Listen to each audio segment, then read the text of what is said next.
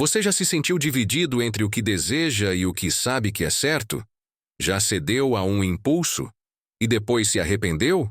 E se a liberdade verdadeira não fosse fazer tudo o que se quer, mas escolher com coragem o que é justo?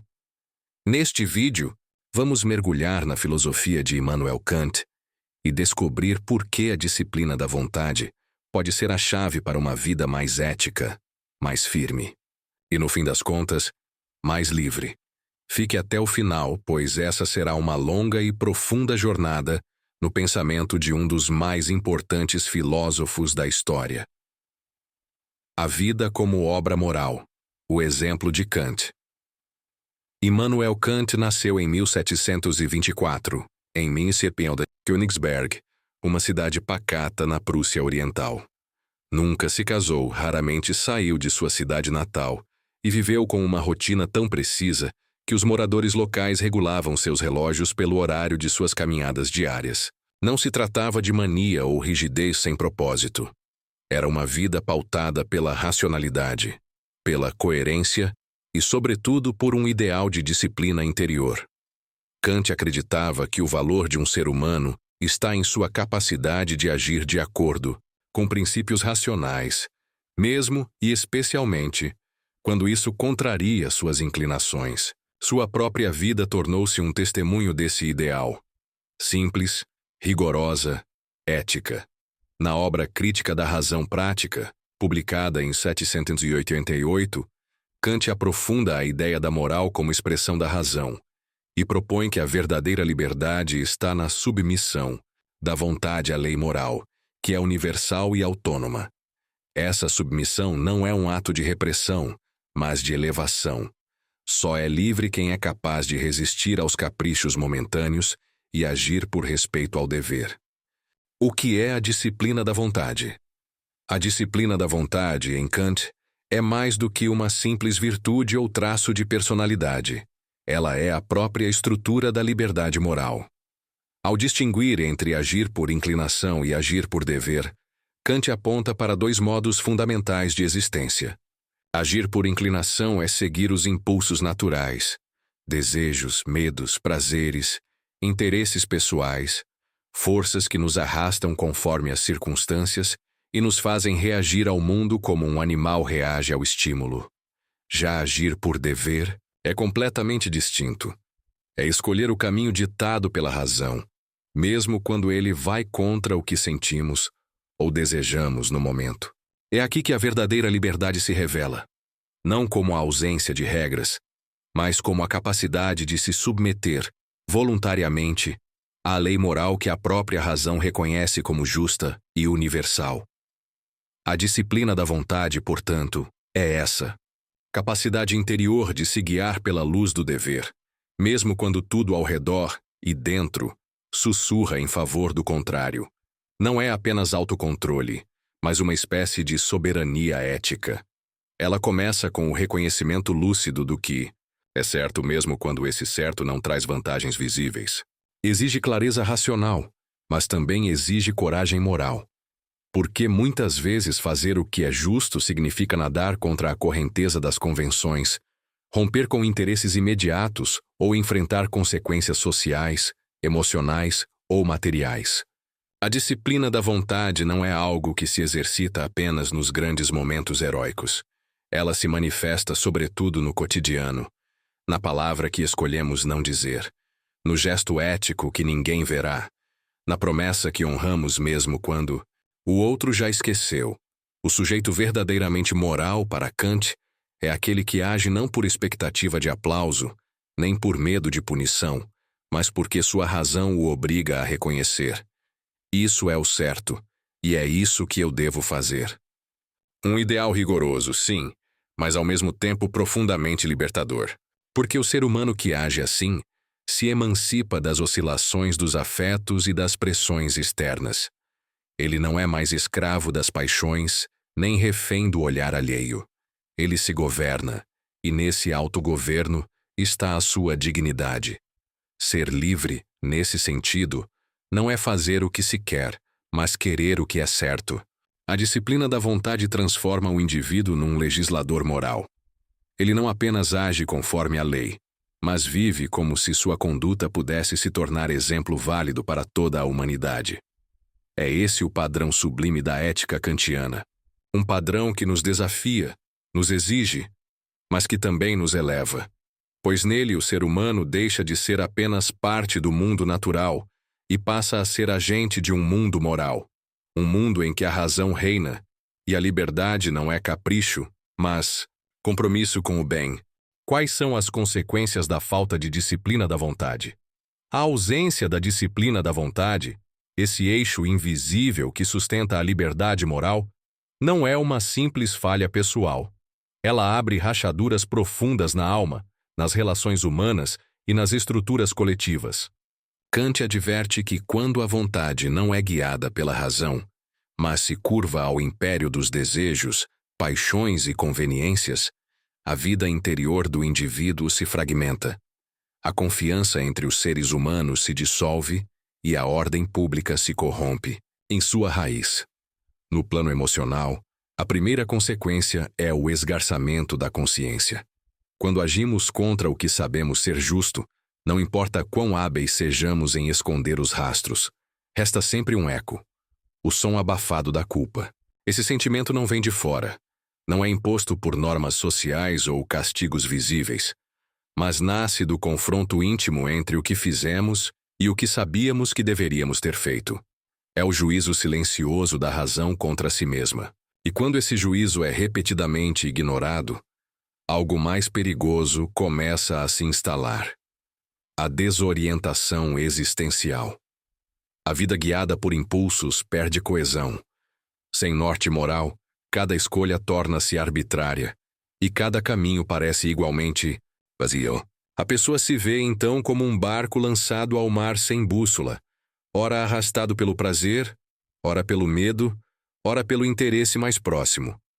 O tempo passa e ela percebe que não sabe mais quem é. Perdeu a linha contínua de sua identidade, tica.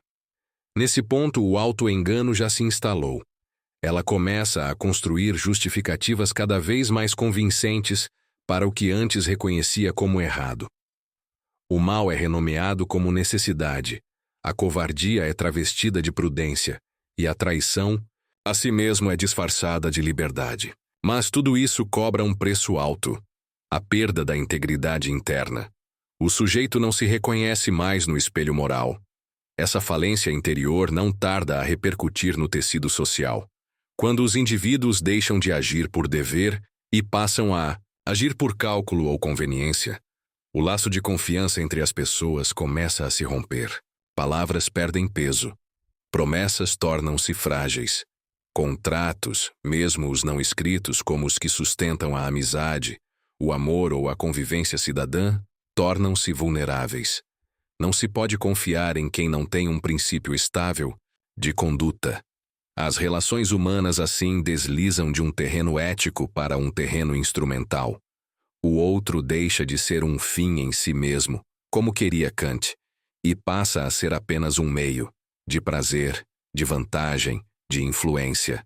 É o reino da manipulação disfarçada de afeto, da cortesia que esconde interesses, do elogio que prepara o golpe.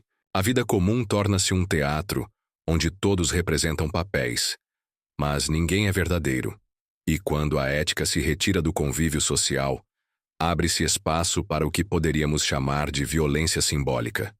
Uma atmosfera de cinismo coletivo, em que tudo é negociável, em que não há mais certo e errado, apenas vencedores e perdedores. Um clima onde a integridade é vista com desdém e a esperteza com admiração. O relativismo moral se instala como norma silenciosa, e com ele vem a solidão disfarçada de liberdade, a frieza travestida de maturidade. No plano político, os efeitos dessa degradação são ainda mais devastadores. A ausência da disciplina moral entre os que governam abre as portas para a corrupção não apenas como prática, mas como cultura. O poder que deveria ser exercido em nome do bem comum é utilizado como extensão dos próprios desejos e interesses. Promessas eleitorais tornam-se meras estratégias de marketing. Leis são moldadas por conveniências, e discursos públicos transformam-se em ferramentas de manipulação emocional. O populismo, esse simulacro de proximidade com o povo, torna-se a voz dominante. Líderes dizem não o que é justo, mas o que é agradável de ouvir. Seduzem, mas não conduzem. Reagem, mas não governam. A consequência inevitável disso é a erosão da confiança nas instituições. Quando o cidadão percebe que a ética não orienta mais as decisões públicas, o tecido democrático começa a se desfazer. O voto perde valor, o debate perde profundidade, e o espaço público transforma-se num campo de batalha de vaidades e ressentimentos. A política se torna espetáculo, e o povo, plateia anestesiada ou massa inflamável. Tudo isso começa com um pequeno abandono. A decisão de não ouvir a razão. A escolha de ceder ao impulso em vez de seguir o dever. É um desvio quase invisível no início, mas que, multiplicado em milhões de decisões cotidianas, transforma civilizações inteiras. A disciplina da vontade, nesse contexto, não é um luxo para os virtuosos, é um alicerce para a convivência humana. Sem ela, não há autonomia pessoal, nem vínculo afetivo estável, nem comunidade política legítima. A sua ausência faz com que a vida se torne um jogo de máscaras, e o mundo, um espelho quebrado no qual ninguém se enxerga por inteiro. Kant nos lembra que, embora a ética possa parecer abstrata, ela está entranhada nas coisas mais concretas da vida, num gesto de fidelidade, numa palavra dita com responsabilidade, numa escolha que honra um princípio mesmo quando ninguém está olhando. A disciplina da vontade não nos afasta da vida, ela nos torna dignos dela. E sem ela, tudo o que construímos desaba sob o peso da incoerência. Onde falta a disciplina da vontade. Vivemos em um tempo em que a liberdade é proclamada em todas as esquinas, mas raramente compreendida em seu sentido mais profundo. A liberdade moral, aquela que Kant definia como a capacidade de agir segundo a lei da razão e não segundo os impulsos passageiros, parece ter sido substituída por uma liberdade de consumo, de opinião imediata, de desejo instantâneo. Mas o que acontece quando falta a disciplina da vontade? Esse núcleo ético que nos permitiria escolher o que é certo mesmo diante do que é tentador? Para Kant, a ausência dessa disciplina não apenas fragiliza o indivíduo, mas corrompe silenciosamente as estruturas da vida em comum. E isso é visível hoje, talvez mais do que nunca. No cenário político, por exemplo, a crise da representação não é apenas uma questão de eficiência institucional, mas uma erosão do dever moral. Assistimos, muitas vezes impotentes, ao espetáculo de representantes que decidem com base em interesses econômicos, pressões de lobbies ou conveniências eleitorais. Juízes que modulam sentenças ao sabor de interesses partidários. Eleitores que escolhem candidatos movidos por afetos tribais, carisma, identidade, ressentimento, em vez de princípios universais. Um político kantiano, ao contrário, não agiria por conveniência ou cálculo eleitoral, mas pela máxima ética. Age de tal modo que a máxima da tua ação possa valer como lei universal. Isso exige não apenas virtude, mas coragem. Exige, por exemplo, que alguém denuncie a corrupção de um colega de partido, mesmo sabendo que isso pode custar sua reeleição, sua segurança ou sua influência. A disciplina da vontade, nesse contexto, não é heroísmo cego, mas fidelidade à razão prática. É agir como se toda a humanidade fosse observar e repetir o seu gesto. Na vida em sociedade, o desafio não é menor. Vivemos submersos em uma cultura que glorifica o consumo, a velocidade e a gratificação imediata. Plataformas digitais nos empurram ofertas, recompensas, curtidas, desejos, tudo em tempo real. A ética nesse ambiente parece uma voz antiga, quase inconveniente, mas é justamente aí que a disciplina da vontade se torna vital. Em um mundo onde o algoritmo dita o que comprar, pensar e desejar, o sujeito moral precisa decidir resistir. Significa, por exemplo, recusar a compra de um produto fabricado com trabalho escravo, mesmo que seja mais barato ou mais desejado. Significa dizer não à facilidade em nome do que é justo. Sem essa vigilância interior, tornamo-nos cúmplices de sistemas injustos, mesmo sem perceber. Alimentamos com cliques e moedas aquilo que, em consciência, condenaríamos. Nas relações afetivas, Kant não foi um pensador do amor no sentido romântico, mas sua filosofia oferece ferramentas poderosas para pensar o que significa amar de forma ética. Em uma época em que o amor é frequentemente confundido com posse, idealização ou satisfação emocional, a disciplina da vontade surge como o alicerce da autenticidade amorosa. Amar eticamente é não instrumentalizar o outro, não usá-lo como meio para prazer, status, companhia ou validação. É reconhecer, mesmo no desejo, que o outro é um fim em si, alguém cuja dignidade exige respeito, mesmo quando o sentimento vacila. Isso se traduz em escolhas difíceis. Manter a fidelidade, mesmo quando se é tentado por outra possibilidade. Continuar o cuidado mesmo quando a paixão diminui. Dizer a verdade, mesmo quando ela pode doer. A disciplina da vontade, no amor, é o que impede que ele se torne um teatro de egoísmos. Na amizade, essa ética se reflete na constância. Amizades verdadeiras não se fundam apenas em gostos comuns ou momentos felizes. Elas se provam quando a verdade exige coragem. Um amigo que ama segundo a razão moral é aquele que chama o outro à responsabilidade, mesmo quando isso põe em risco a harmonia do vínculo. É o que confronta com afeto, o que sustenta o vínculo mesmo quando a convivência se torna difícil, o que não transforma a amizade em moeda de troca emocional. Na ausência da disciplina da vontade, amizades tornam-se frágeis. Relacionamentos de ocasião, moldados por interesses passageiros ou afetos inconstantes. O amigo ético é aquele que permanece, não por conveniência, mas por dever de cuidado. Casamento, por sua vez, talvez seja o espaço mais exigente para a aplicação dessa ética kantiana. Para Kant, o casamento não é o ápice do romantismo, mas um contrato racional em que duas vontades livres se comprometem a tratar uma a outra com dignidade e igualdade. Isso não é frieza, é profundidade.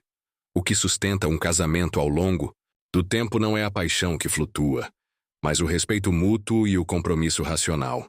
Em tempos de crises conjugais, isso significa resistir ao impulso de humilhar, agredir ou abandonar. Significa, por exemplo, escolher o diálogo mesmo quando se está ferido. Sustentar a palavra dada mesmo quando o outro fraqueja. Reconstruir a confiança em vez de buscar uma fuga fácil. Aqui, a disciplina da vontade não mata o amor. Ela o salva da autodestruição. É ela que impede que o casamento se torne uma luta de egos, um contrato de interesses ou um duelo de expectativas não ditas.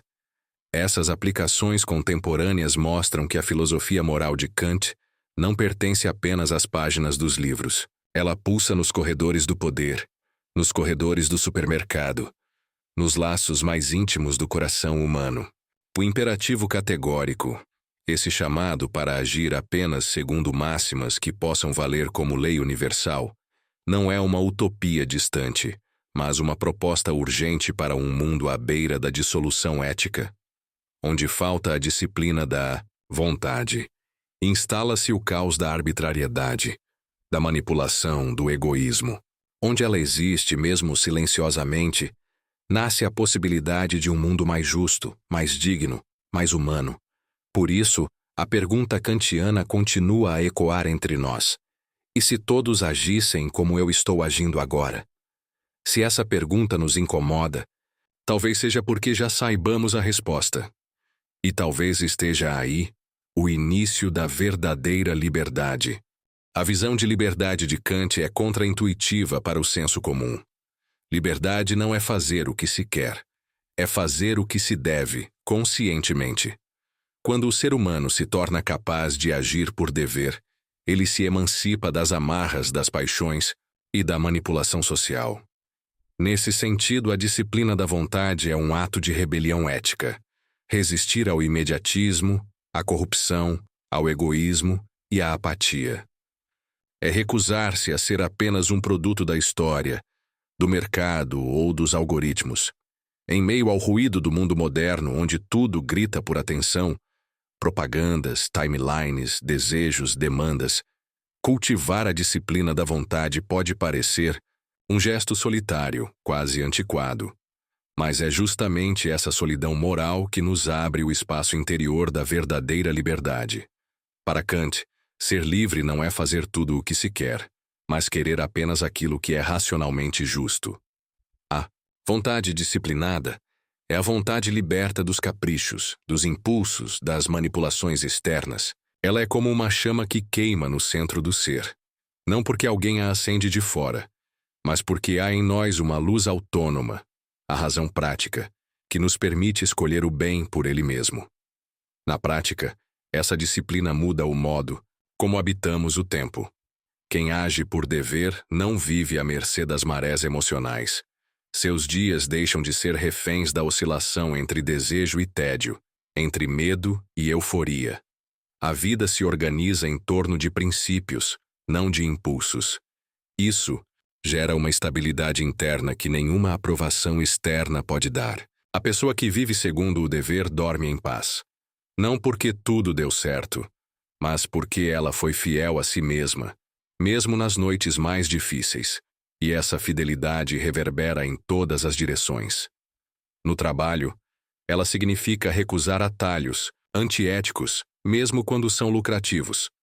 Significa respeitar colegas, cumprir responsabilidades, reconhecer limites.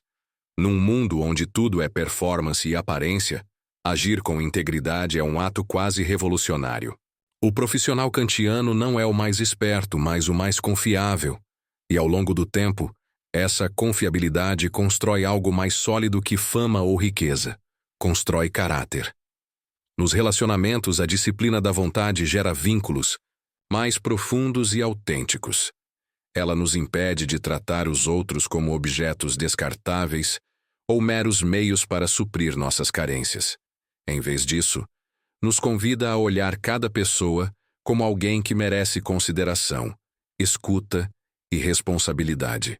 Amar com disciplina é não fugir nos dias difíceis, não manipular nos dias frágeis, não se esconder nos dias de dúvida. É estar ali, presente, mesmo quando o sentimento não grita. Porque o compromisso sussurra, firme, no fundo da alma.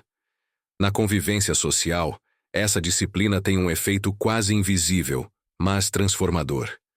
Cada vez que alguém escolhe dizer a verdade, mesmo quando seria mais fácil mentir. Cada vez que alguém devolve um troco a mais, mesmo sem ser visto. Cada vez que alguém se recusa a rir de uma injustiça, mesmo entre amigos, o mundo se torna um pouco mais habitável. Pequenos gestos guiados pela vontade moral têm um poder imenso. São como sementes silenciosas de civilidade, respeito e esperança. E o mais belo é que essa disciplina não exige heroísmos públicos. Ela se manifesta nos detalhes, no cuidado, com a palavra na firmeza diante da tentação, na delicadeza com o outro. É no silêncio do não, dito ao impulso, no sim, dito à consciência, que o sujeito moral se constrói. E essa construção é lenta, paciente, mas cumulativa. A cada escolha ética, a vontade se fortalece, como um músculo treinado na academia do tempo. O que ontem era difícil, resistir ao egoísmo, conter a raiva, dizer a verdade, amanhã se torna natural. E essa naturalidade é o sinal de que a liberdade ética está se tornando hábito, quase segunda natureza. No plano mais profundo, viver segundo a disciplina da vontade é tornar-se digno da própria humanidade. É isso que Kant queria dizer, ao afirmar que o homem é um fim em si mesmo. Quando escolhemos o bem por respeito à lei moral, não apenas respeitamos os outros, nos tornamos nós mesmos respeitáveis. Ganhamos um tipo de valor que não depende de aplauso, cargo ou beleza. Um valor que não passa, não murcha, não se perde com o tempo. O valor da retidão interior. O brilho de quem, mesmo em silêncio, está em paz com a própria consciência. Talvez, no fim das contas, seja essa a verdadeira felicidade. Não a euforia de momentos passageiros, mas a serenidade de quem vive de acordo com o que acredita. De quem não precisa mentir para dormir. De quem sabe que, mesmo errando, tentou agir como se sua escolha pudesse servir de exemplo à humanidade. Porque, para Kant, a dignidade não está em ser perfeito, mas em ser livre. E a liberdade real só existe quando a vontade é disciplinada pelo dever. Por isso, a disciplina da vontade não é repressão. É expansão. Não é cárcere. É voo. É ela que nos permite dizer não ao que nos diminui e sim ao que nos engrandece. É ela que nos ensina a sermos, não o que o mundo espera, mas o que a razão reconhece como justo. É ela, enfim, que nos devolve a nós mesmos, não como escravos dos desejos, mas como cidadãos da razão. E talvez não haja outro caminho para o futuro. Num mundo que se desintegra sob o peso do egoísmo, da mentira e da pressa, o chamado de Kant ainda ecoa como uma promessa antiga, a de que podemos ser melhores, não por medo, não por vaidade, mas por dever, por respeito à humanidade que vive em nós e nos outros. A disciplina da vontade não é só um ideal filosófico, é uma urgência para o nosso tempo. Em um mundo que nos empurra para fora, de nós mesmos, Kant nos convida a retornar ao centro, à razão, ao dever, à dignidade de agir com liberdade verdadeira. E agora, eu te pergunto, em que momento da sua vida você já agiu por dever, mesmo quando era mais fácil ceder ao impulso? O que significa para você ser livre de verdade? E se todos vivessem como você vive hoje, que mundo estaríamos construindo? Se essas perguntas te tocaram de algum modo, curta este vídeo, inscreva-se no canal e compartilhe com quem também busca viver com mais consciência. E nos comentários conte, onde você acha que a disciplina da vontade mais faz falta no mundo de hoje? A filosofia só ganha vida quando vira conversa. Vamos continuar essa juntos.